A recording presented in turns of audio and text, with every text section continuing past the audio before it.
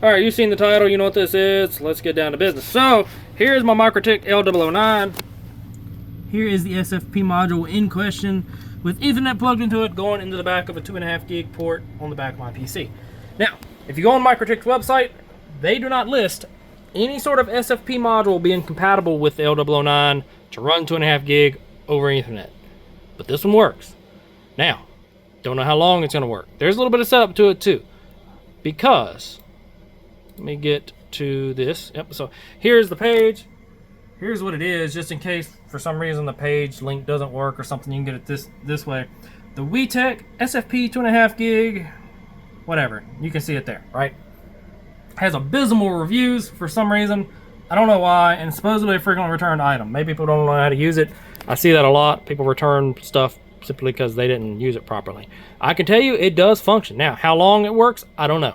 One of the reviews that I read, somebody said it ran kind of hot. They were using it in a Ubiquiti setup of some kind, I think I remember seeing, but that was the only actually typed review. The rest of it supposedly got 10 reviews, but only one of them was actually typed out. But yeah, so here it is. As you can see, I'm actually making a review, and I'm giving it 5 stars. I mean, right now it's working. If it quits, you know, I'll adjust that.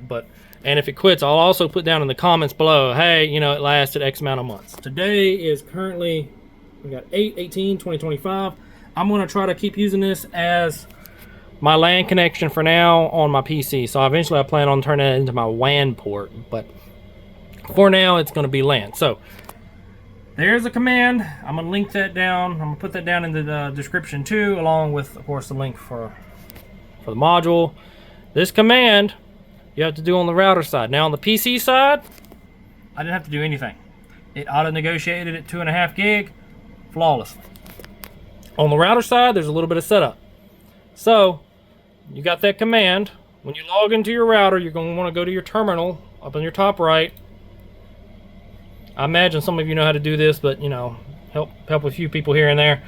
And you're going to copy and paste that command there to force the SFP module to work at 2.5 gig mode. Now, that'll make it work at 2.5 gig and only 2.5 gig. It's not going to work at 1 gig, you know, 100 meg, 10 meg, any of that. So it's only going to work at 2.5 gigs. So it's got to be plugged into something else that's 2.5 gig.